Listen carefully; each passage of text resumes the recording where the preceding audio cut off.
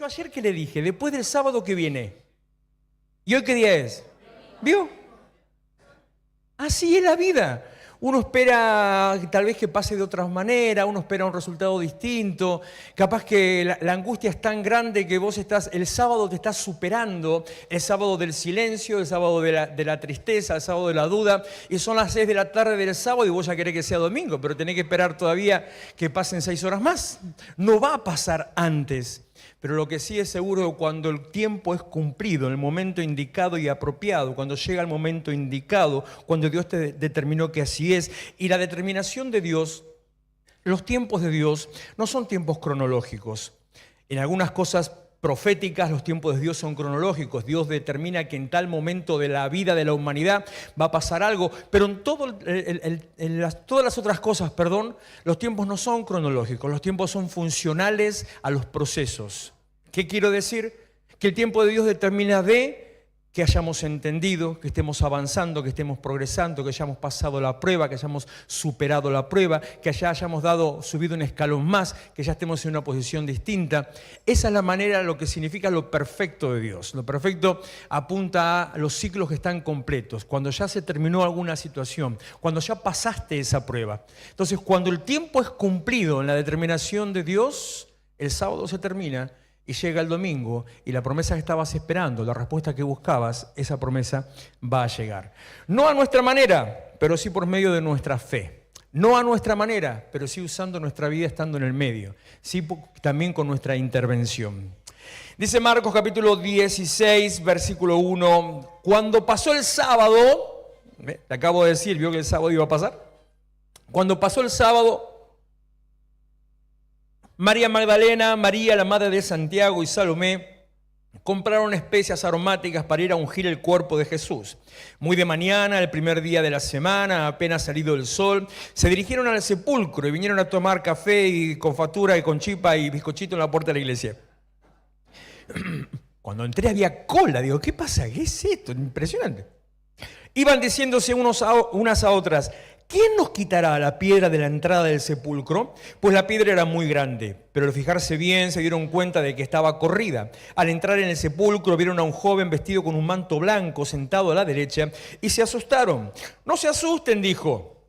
Recuerdo que ayer estaba hablando con alguien, estábamos orando por una situación y en medio de la conversación yo le dije, Dios va a obrar, lo vamos a poner en oración y Dios va a obrar, Dios te va a sacar de esta situación, una X puntual que estaba pasando, que necesita un cambio.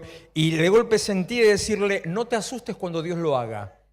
Y ahora leyendo esto me viene a mi mente, porque a veces cuando Dios empieza a obrar no es tal vez como nosotros esperamos, entonces nos toma por sorpresa. No te asustes cuando Dios haga aquello que le estás pidiendo que haga a su manera, no a tu manera. A veces nuestra oración limita a Dios. Y sí, sé que nada puede limitar a Dios, pero le ponemos trabas a Dios. Porque oramos que las cosas se den de esta manera, de este modo, de esta forma. Porque a mí una vez me enseñaron que tengo que ser específico con Dios. Sí, es cierto, tenés que ser específico en la voluntad de Dios, no en tu capricho o en tu terquedad. Entonces, aunque seas específico, vos le decís, Señor, hacelo así, así, así, así, así, así, así, así. Y como Dios no lo quiere hacer así, entonces no lo hace. O lo peor que te podría pasar, como el testimonio del rey Ezequías, que ante tanta insistencia, Dios lo haga como vos querés que lo haga, y entonces después las cosas son para conflicto, para caos y para destrucción, en vez de haber sido para bendición. No te asustes. No se asusten, dijo el ángel a las mujeres. Ustedes buscan a Jesús el Nazareno, el que fue crucificado, ha resucitado, no está aquí. Miren el lugar donde lo pusieron, pero vayan a decirle a sus discípulos y a Pedro, del que hablábamos anoche, don Pedro, y él va delante de ustedes a Galilea, allí lo verán tal como les dijo. El miércoles hablamos de preparación para estar listos para recibir la bendición. El jueves hablamos del compromiso de tener que tomar parte en la obra de Cristo, que somos relevantes a lo que Dios quiere hacer. El viernes hablamos acerca de la entrega, hablando por supuesto de la cruz y de la entrega de Jesús, diciendo que nosotros también tenemos que rendirnos a Él. Dejar todo lo que está alrededor y tomar la firme decisión de presentarnos delante del Señor en sacrificio vivo. Una entrega genuina y completa. Ayer hablamos de la incertidumbre, de la duda, de todo esto que le estoy diciendo. Y también pasamos por los 3 pactos, bueno, hoy es el tercero, por los pactos de los cuales mencioné. El pacto de la sangre, el pacto de la cruz y el pacto del cual hablamos hoy, el pacto de la resurrección. Aunque la situación parezca difícil, aunque todo todavía esté detenido, aunque el problema siga vigente, ese problema se termina de la misma manera que el sábado se terminó. Quiero repetirte algo que dije anoche, solamente para que te quede en el corazón. Que Dios no te responda no quiere decir que no te escuche. Que Dios no te responda no quiere decir que no le interesás. Que Dios no hable no quiere decir que no te esté escuchando. Solamente quiere decir que está trabajando en lo íntimo, en lo profundo, para traer la respuesta específica a lo que estás esperando. Lo imposible, el Evangelio, las buenas noticias, es la manifestación de lo imposible. Cuando usted mira un poquito el Evangelio,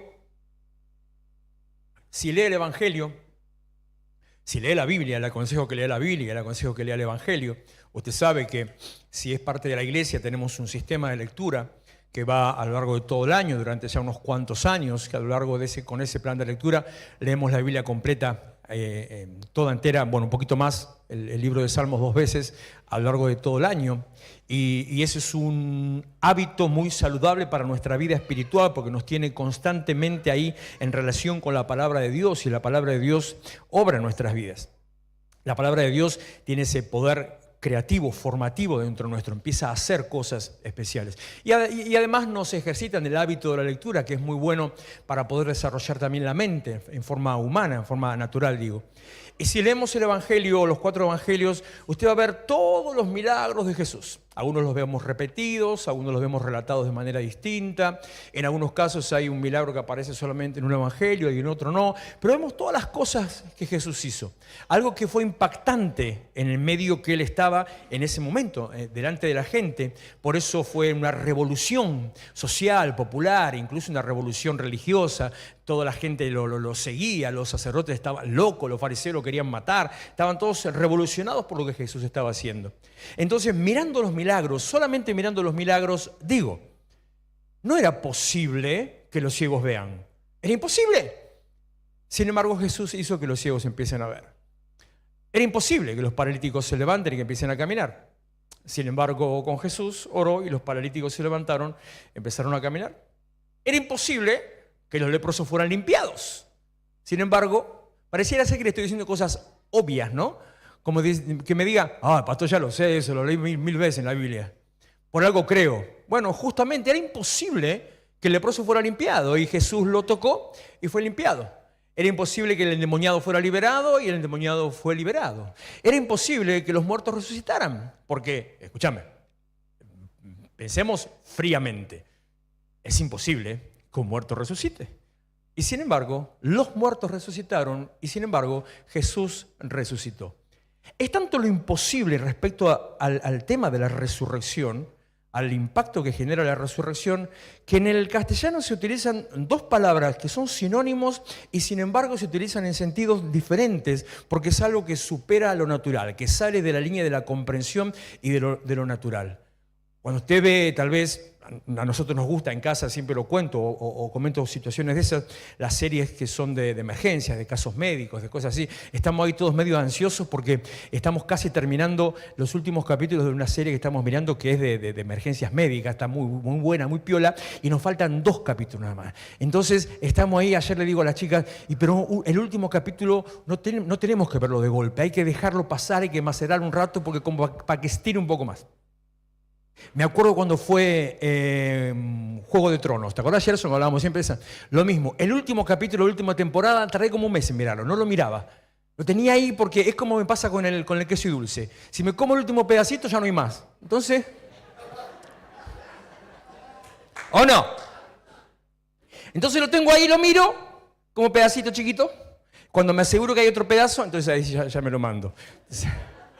Bueno, lo mismo, así pasa. Entonces, el último capítulo tenés que retenerlo un cachito más. Y cuando usted ve las series sobre temas médicos, permanentemente vemos resucitación, permanentemente RCP, permanentemente que se usa el desfibrilador. El otro día hubo una noticia porque hubo un muerto en una cancha, no me acuerdo si era una cancha de pádel o en un gimnasio, y también un par de situaciones parecidas en el subte. Me enteré muchas cosas al respecto de eso que no sabía, que suceden diariamente, que no recuerdo exactamente cuánto fue la cantidad que dijeron, pero algo así como de 45.000 personas que mueren por año en Argentina por falta de un desfibrilador, cosa interesante para saberlo. El punto es, uno siempre ve el ejercicio haciendo RCP o aplicando las plaquetas. Eso es una resucitación. Un muerto que resucita. Pero resurrección es algo que únicamente y una sola vez lo pudo hacer el Señor Jesús. Es algo sobrenatural, es algo que proviene del Espíritu, es algo que viene de adentro hacia afuera, es algo que lo hace Dios y que no hubo intervención humana. Nadie se metió en el medio para hacerlo. Es algo que tiene un peso solamente y únicamente espiritual y que cambia la historia.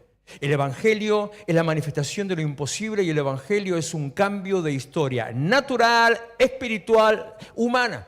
Es un cambio de nuestra vida, de nuestra historia, que nos saca de una condición X, la que fuera que estuviéramos, y nos pone delante de una situación nueva, delante de una nueva condición. El Evangelio es una experiencia sobrenatural. A veces pensamos, por ejemplo, en los milagros y en los testimonios que contamos, incluso en la resurrección, porque el Evangelio no es la resurrección. A ver, vamos a poner las cosas bien en claro, bien sobre la mesa. La obra de Cristo no fue resucitar. El Evangelio no es la resurrección. Siempre digo, y lo repito hoy, que la Semana Santa es el evento más importante del mundo cristiano, porque es donde se cambia el ambiente espiritual y donde Jesús ahí toma el control sobre la muerte. Pero el control sobre la muerte ocurre en el momento de resucitar en forma pública, visible. La resurrección es un testimonio, la resurrección es un símbolo, la resurrección es una señal para que se vea lo que ya había pasado previamente en el mundo espiritual, en el mundo de los infiernos, como le decía ayer, ganando el control sobre la muerte. Resucita, le dice, acá estoy, toma el dominio y se abre un nuevo panorama espiritual. El Evangelio es la manifestación de lo imposible. Los sábados de la vida, los sábados espirituales, nos ponen delante de un montón de incertidumbres, de temores, de dudas. Incluso digo, ayer hablábamos de los discípulos que estaban angustiados, preocupados, porque Jesús había desaparecido. Si vieron todo lo que había hecho, si vieron resucitar a Lázaro, si vieron resucitar al hijo de la viuda, si vieron tantos otros casos más, ¿por qué dudaron cuando él murió? ¿Por qué no creyeron que iba a resucitar? Porque a veces vemos algunas situaciones que pasan y creemos que, no, bueno, a fulanito no le puede pasar entonces. Como la representación de las chicas. Ella seguramente hace todo bien, porque ella debe ir a la iglesia. Mirá cómo lee, mirá cómo habla, mirá cómo se para.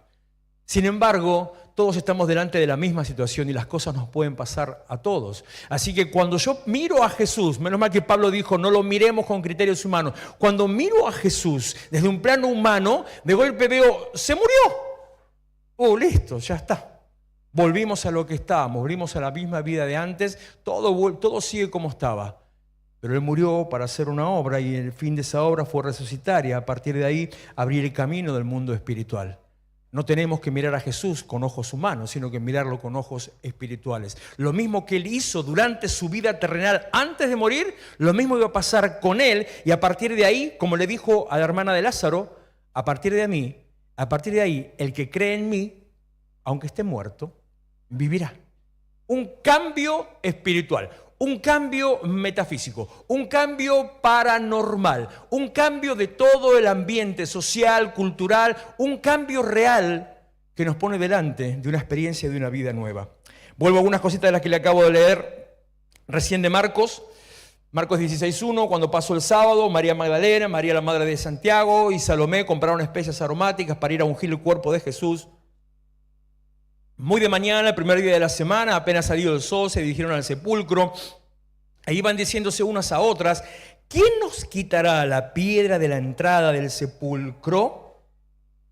Pasaron 15 años, ahora vamos a encontrar respuesta.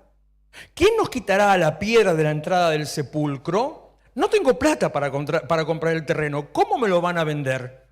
¿Quién nos quitará la piedra del sepulcro? Y agrega y dice, poneme el versículo que sigue, pues la piedra era muy grande. No hay forma lógica, no hay forma humana de que yo pueda avanzar. Yo tengo que enfocarme en aquellas situaciones que realmente yo pueda resolver. Como siempre conté como testimonio personal, el día que abrimos la iglesia, bueno, en realidad antes de ese día, o un mes antes, póngale, el día que abrimos la iglesia, en el momento cuando empezamos la iglesia, mi razonamiento temeroso, mi razonamiento plantado en la convicción de Dios, pero en el temor del hombre que abandona, yo decía y pensaba, voy a alquilar un lugar que si la cosa va mal, la tremenda fe el pastor, si la cosa va mal, yo pueda pagar ese alquiler con mi propio sueldo, con mi propio dinero. Entonces, más o menos miré y, bueno, algo así, digo, no, esto sí lo puedo pagar.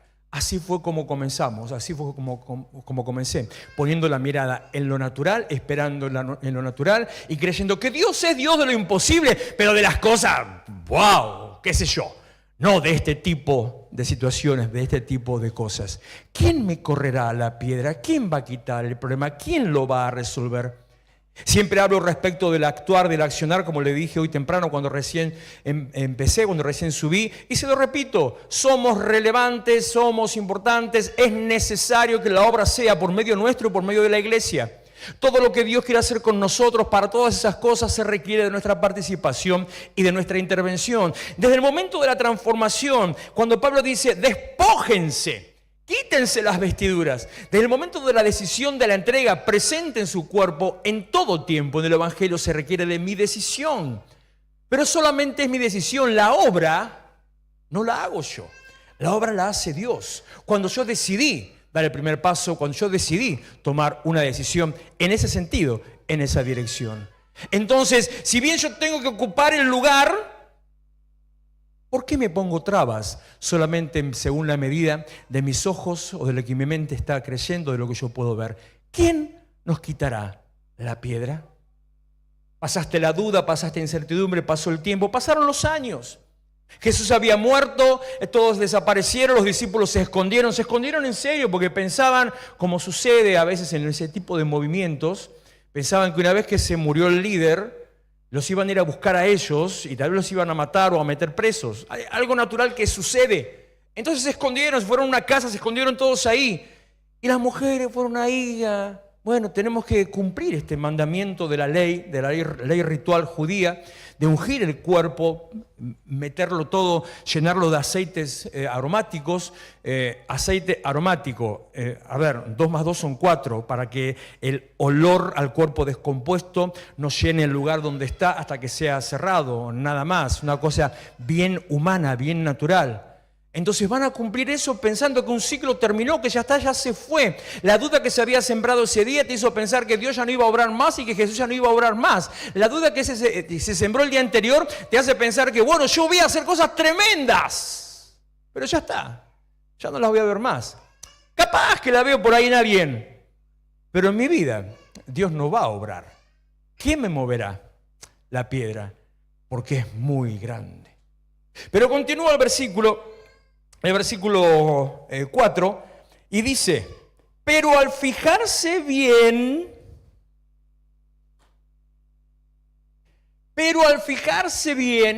entonces me hace acordar a otras parábolas, otros pasajes, me hace pensar en la parábola de la higuera, bueno, de la higuera en el viñedo en realidad.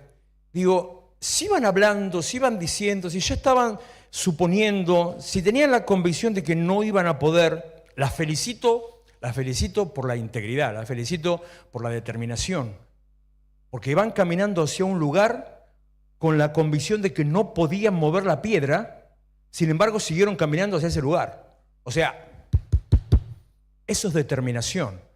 No digo que como Pedro sabían que algo iba a pasar, estaban pensando, y bueno, buscaremos a alguien que nos ayude, qué sé yo. Pero sabían que el imposible estaba ahí y el imposible no iba a cambiar. Pero fueron caminando hacia lo imposible, aunque lo imposible no iba a cambiar. No se detuvieron. No te detengas porque todavía sea sábado. No te detengas porque no veas la respuesta. No te detengas cuando no está la salida. No te detengas, no empieces a trabajar en tu mente ideas que solamente las estás viendo vos. No empieces a afirmar lo que vos crees.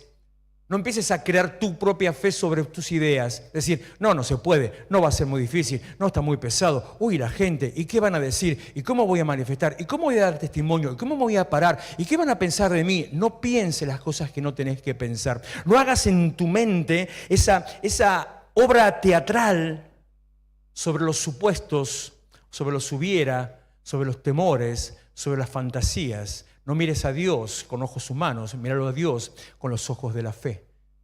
Si dice al fijarse bien, ¿qué estaban mirando antes? ¿Dónde tenían puesta la mirada? ¿Dónde tenían puestos los ojos físicos? Mientras iban caminando hacia la tumba, ¿qué veían en la tumba?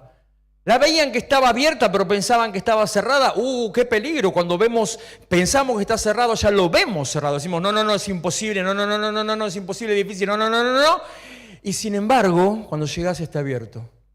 No sé si vio un video de esos videos memes, que son reales en definitiva. Bueno, no era nada trucado.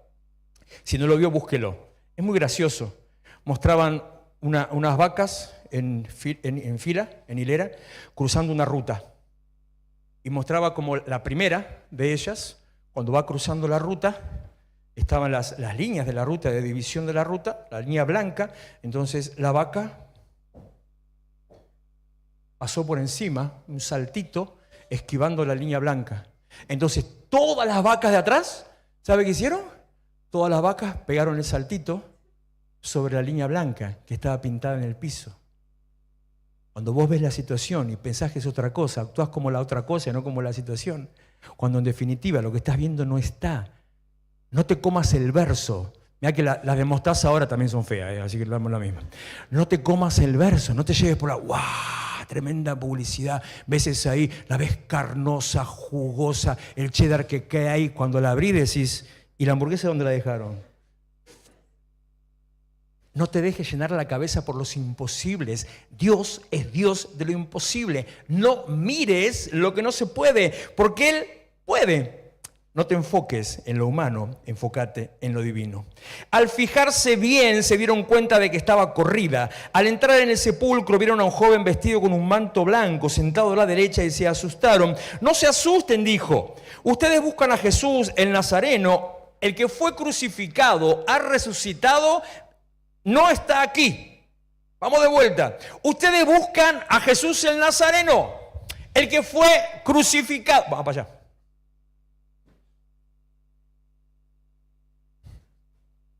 ¿Puedo poner acá? ¿No voy a hacer lío yo? Ahora me echan por hereje. Ustedes buscan a Jesús el Nazareno, el que fue crucificado. Pero el crucificado ya no está. ¿Por qué no está crucificado? Ha resucitado, no está aquí. Pero vos seguís buscando al crucificado. Tus ojos están buscando al crucificado. Tus ojos van buscando el lamento. Vos querés hacer duelo por lo que perdiste. Vos querés lamentarte, querés quejarte, querés que te escuchen en tu dolor, en tu preocupación. Querés decirle a los demás y que te escuchen decir, no puedo, es imposible, Dios no me escucha, Dios no me responde, no escucho la palabra de Dios, no está. Nunca lo vas a encontrar porque ya no está.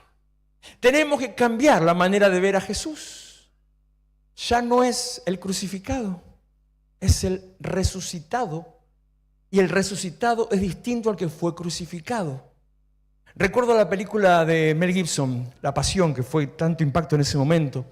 La escena final, la escena de la resurrección, que dicen que ahora está filmando, creo que están haciendo una que vendría a ser a partir de ahí, no sé si es verdad o no. En su momento, esto fue, no recuerdo bien, pero esto fue el 2000, por ahí, a unos 20 años aproximadamente. En su momento fue muy hasta controversial, porque claro, dejó esa escena al final, y apenitas se la ve. Si usted la recuerda, si la vio, si lo puedo recordar, un pequeño detalle que yo le voy a mencionar, en un momento se ve, está mal conceptualmente, pero no importa, visualmente fue impactante, en un momento se ve cómo la ropa, los mantos, que tenían donde estaba el cuerpo, se empiezan a bajar, como si el cuerpo desapareciera. El cuerpo no desapareció, no hubo una desaparición. Por eso está mal conceptualmente. No importa. Ve cómo todo se empieza a descender, a bajar. Y de golpe lo ve a él, ve el rostro de perfil de Jesús. Empieza a caminar y va saliendo. E instantáneamente, en un flash de segundos, se lo ve que está desnudo. Y así sale caminando y avanza y ahí terminó. Es muy rápida la escena, por eso digo muy controversial, porque ¿cómo lo vas a mostrar así? Muy controversial. Pero del que era lastimado, los ojos reventados, la nariz rota, la boca sangrante, los dientes todos partidos, la corona de la cabeza, todo hecho una cosa, lo ves ahí todo hermoso, modelito así de Calvin Klein, saliendo, el que estaba muerto, el resucitado, ya no existe más, no está aquí. Y va delante de ustedes a Galilea, ahí lo encontrarás. No busquen más al que se murió. No busques más la respuesta a tu manera. No busques más la respuesta en forma natural. No busques más meter mano para traer la solución. Empezá a creer y a buscar a este Jesús, que es el Jesús del principio. Porque el tiempo terrenal de Jesús fue un paréntesis en la vida de Jesús. Jesús es eterno, Jesús es desde antes que el mundo fuera. Jesús descendió, se hizo hombre, vivió como hombre para que lo conociéramos y lo siguiéramos y volvió a su estado natural. Dice cuando Él se mostró delante de sus discípulos en el monte de la transfiguración, que se mostró con la gloria que tenía cuando estaba con el Padre. O sea, antes, y con esa misma gloria es que ahora lo vemos nuevamente como está, y así lo encontraron las mujeres, cuando de golpe era tan impactante que dice que no lo conocieron. Se quedaron sorprendidas hasta que le habló María, Rabí, y la voz la conectó con la realidad, porque nuestra imagen está quedada con la pérdida, con lo humano y con lo natural. Nuestros ojos están en lo que nos falta, en el fracaso y en el dolor. Pero cuando escuchás la voz de Dios, te saca del lugar de fracaso y te pone en un nivel sobrenatural, en un mundo espiritual. Jesús resucitó. Ese es el Evangelio y esa es la clave del Evangelio. Venció la muerte y a partir de ahí entonces aquel a quien vos seguís no es el crucificado, sino que es el resucitado. Dice 1 Corintios 15:14, ya con esto terminamos. Si Cristo no resucitó, el mensaje que predicamos no vale para nada. Ni tampoco vale para nada la fe que ustedes tienen. Pero Cristo sí resucitó. El que resucitó está revestido de gloria. La cruz la seguimos utilizando. Por supuesto y obviamente las cruces que usamos en todos los ámbitos son cruces sin Jesús, cruces vacías. Porque si creyéramos en una cruz con un Cristo crucificado, nos quedaríamos en el pasado, nos quedaríamos en el muerto, nos quedaríamos en aquel que no resucitó, pero Él sí resucitó. La cruz es un testimonio de aquello que Dios hizo y cómo lo transformó. De la misma manera que vos mirás, yo miro así, yo miro la cicatriz en mi mano de una operación que tuve hace muchos años, y es un testimonio de lo que me sacaron ahí y que ya no está. De la misma manera que vos tal vez tengas aún recuerdo, decía Gerson que se le desbloquearon muchos recuerdos. Yo digo que siempre, lo dije hace unos días, el hombre siempre conecta con su origen. Cuando vos por alguna situación volvés a un lugar de tus orígenes, inmediatamente te mimetizás. Volvés hasta a hablar como antes, volvés a comportarte de la misma manera, que si no te das cuenta, volvés a ser uno de antes. Pero ya no sos el de antes, sos una persona nueva. Entonces la cruz es un testimonio de lo que Dios hizo, del mismo modo de lo que Él va a hacer con vos. ¿Qué es el pacto de la resurrección? El pacto de la sangre fue entender que en el derramamiento Él cumplió los requisitos de la ley. El pacto de la cruz fue mirarlo a Él y entender que al estar crucificado, al hacer ese cordero inmolado, entonces ahí se está entregando por mí, está pagando por mí. Y el pacto de la cruz implica entonces que yo sea la otra parte de ese pacto al recibirlo, al firmar el acuerdo, al tomarlo como Señor, como Salvador. El pacto de la resurrección es entender que lo que pasó en Él también va a pasar en mí, que el que está en Él es el que está en mí y que la obra que Él hizo es la obra que sigue haciendo. Porque la resurrección no fue algo, si bien fue algo sobrenatural, algo único, la resurrección no es algo que apareció y murió en ese día. Digo, el acto, la resurrección. No es algo que ahí ya está, como esas mariposas o esa flor que dura un día solo. No es algo que ahí pasó y listo, ya está. Digo, Jesús sigue vivo, ¿no? Sí, ¿no? Hasta donde yo leí en el diario, ¿está vivo Jesús? Ok. Dice Romanos que Él está sentado a la diestra del Padre, desde ahí intercede por nosotros. Si intercede por nosotros es porque está vivo. Dice Apocalipsis que Él está sentado en el trono de gloria, está ahí. ¿Sí? ¿Sí estamos? Entonces, ¿la resurrección sigue teniendo efecto? Sigue teniendo efecto. Por lo tanto, la resurrección no es un evento de un momento. La resurrección no es el pasado. La resurrección es el presente. Hoy mismo, en el eterno presente de Cristo, la resurrección sigue estando vigente en este lugar. Y dice Romanos capítulo 8, versículo 11...